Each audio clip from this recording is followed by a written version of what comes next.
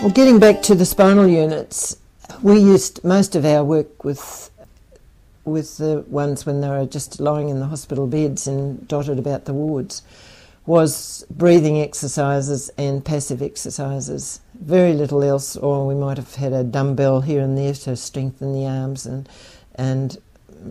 things like that. We very rarely did any wheelchair work or gym work, or maybe if patients had some mobility, we'd get them into the gym and parallel bars and things like that. But it wasn't for living, and I call it more of a maintenance thing in case something came back.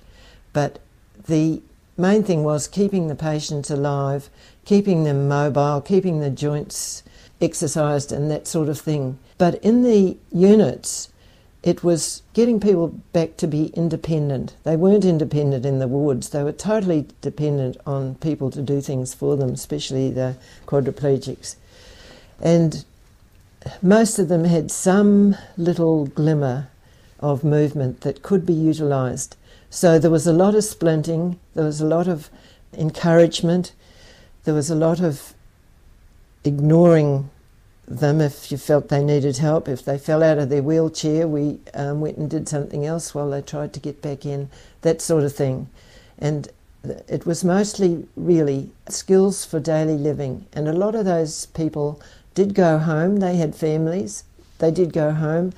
There wasn't quite so much help as there is today with ramps and aids in the home, and the occupational therapists we joked that they mostly did basket work and that sort of thing. But it isn't true, really.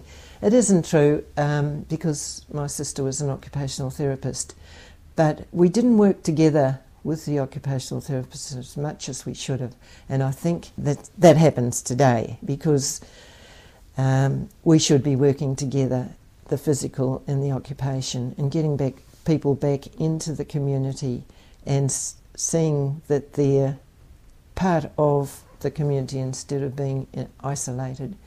You might tend to think that having a unit of their own would isolate them, but they had plenty of visitors, and they would entertain their own visitors and make cups of tea and cook their own meals with encouragement. There was always somebody on duty in those places. They were never left to their own resources because they did need help with incontinence and things like that, but it was a joy when somebody would go home. In my time, I didn't see a lot go home, but I'm sure now that is the encouragement to make them independent and self-sufficient, and mentally too, to encourage them and speak to their level. That's a big thing. And I always try to smile to somebody that you see wheeling themselves along in the streets and that sort of thing, because I think they've got a bit of a chip on their shoulder. You must have, but if we can treat them as equals, and they even do that in the schools now, where before I never saw a disabled person in my school of 1,000 pupils, so I just think it's really good to see that.